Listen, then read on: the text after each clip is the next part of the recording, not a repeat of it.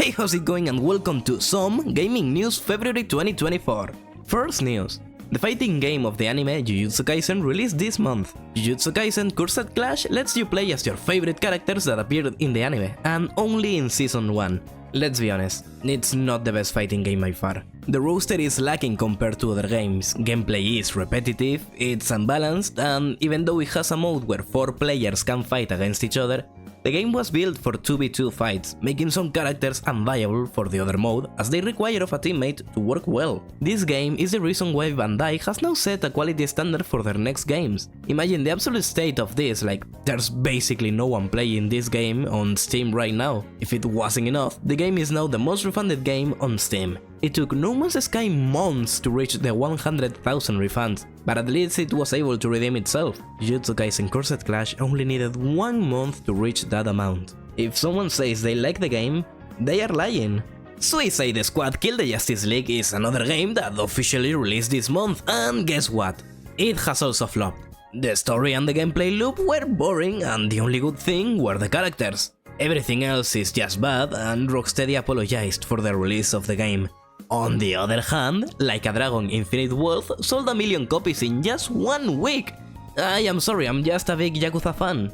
Foam Stars was part of PlayStation Plus games this month as a release launch, and I played it. People compared it to Splatoon, but I think it doesn't deserve the comparison because this one is just not good. It's a hero shooter with a lot of shining things to distract you from the fact that it's not fun to play.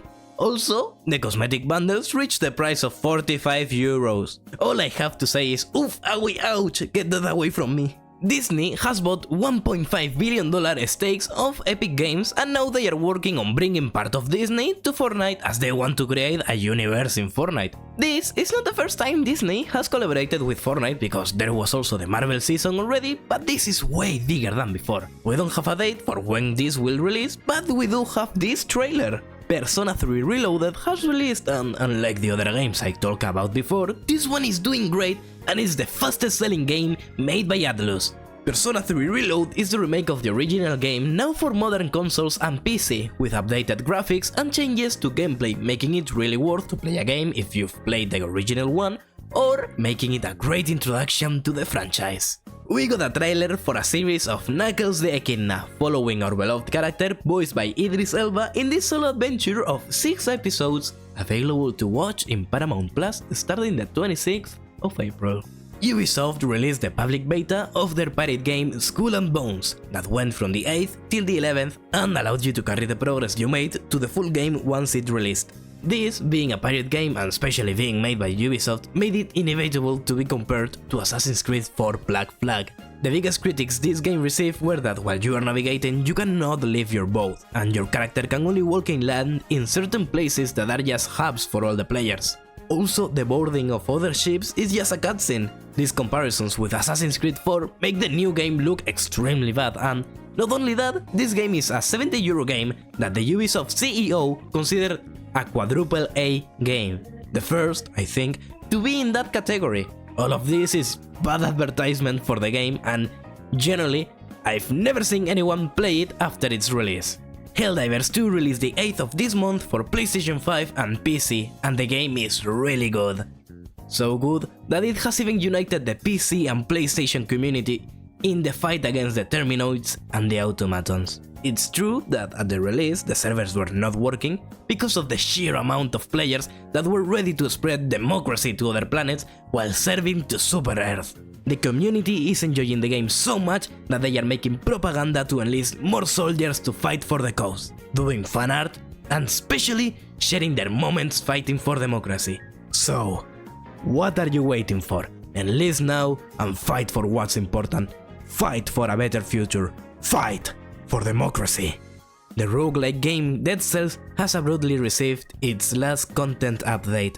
An ex-dev of the game said that it's a move by the publishers to promote their new game, and honestly, this is a bitch move. So many people enjoy the game, and because of the greed of a few, the game will no longer receive any updates. Xbox made the surprising announcement of putting 4 of their games in PlayStation and Nintendo consoles. The announcement was May the 15th, but don't worry, because Microsoft CEO say they won't stop releasing exclusives. The games releasing in other consoles are Pentiment the 22nd of February, Hi-Fi Rush the 19th of March, Grounded the 16th of April, and Sea of Thieves the 30th of April. Thank you, Xbox. Very cool. During Nintendo's Partners Direct, we got the announcement that the original Battlefront games are back with all its base content and a few new things, as well as having a full online support up to 64 players. Star Wars Battlefront Classic Collection releases the 14th of March. Continuing with Nintendo's Direct, we also got the announcement of Epic Mickey Rebrushed, an astonishing looking remake that it's a childhood game of mine and it goes really hard. So, as a gamer, I am very hyped for this one. Not much to say besides that it looks so cool and I hope it makes me feel like a child again. I like Gundam. Do you like Gundam? Then you're in luck, because we also got the announcement of Gundam Breaker 4. Enjoy funny customizable game with funny big robots. Elden Ring finally showed a trailer of their DLC, letting players come back to... I'm going to be honest, I don't know much about the lore of this game besides Malinia and the Let Me Solo Her dude. I am glad that the people who enjoy the game are getting more content, but I can't really say much of a game I have zero knowledge of.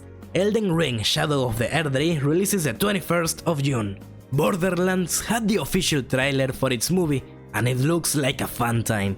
Our cast of misfits consists of Kevin Hart as Roland, Kate Blanchett as Lilith, Jamie Lee Curtis as Dr. Patricia Tanis, Florian Munteanu as Krieg, Ariana Greenblatt as Tiny Tina, and the man Jack Black as Claptrap. Return to Pandora this 9th of August and enjoy some mayhem. Good games. Maybe movie good too? Baldur's Gate 3 comes with good news for the players.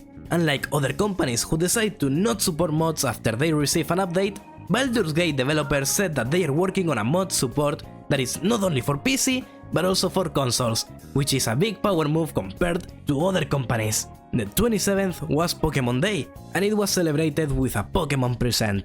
In this 50-minute segment, they showed up upcoming things such as the starters from Gen 1 getting their own terror raids in Pokémon Scarlet and Violet, Pokémons from Scarlet and Violet coming to Pokémon Go, Raikou can now appear in Pokémon Sleep, and the new TCG game for your phone. Pokémon TCG Pocket lets you open 2 packs per day for free and has an immersive mechanic that lets you see what's inside the cards and the amazing artwork. But right before the end, we got the last trailer for an upcoming game. This is the first trailer of Pokémon Legends Theta, a new action RPG that brings us back to Kalos and lets us explore Lumiose City once more. There's nothing much known about this besides that it will be an action RPG, that it will only take place in Lumiose City, and most importantly, Mega Evolutions are back. And to end this month, we got hit with the news that EA has cancelled a mysterious Star Wars game that was being developed by Respawn. Not only that, but it's also laying off around 670 employees to cut losses. This month, Star Wars fans got both good news and bad news, unfortunately, and that will have been some of the gaming news. Excuse me. Goodbye.